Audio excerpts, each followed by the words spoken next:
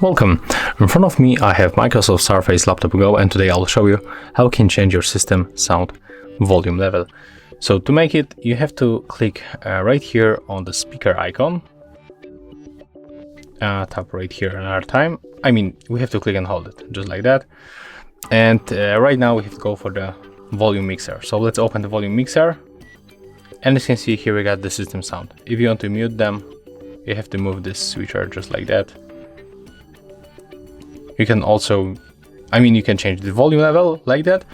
You can mute like that, but if you want to mute in one click, just tap right here. And as you can see, that's how it looks. And if you find this video useful, remember to leave a like, comment and subscribe to our channel.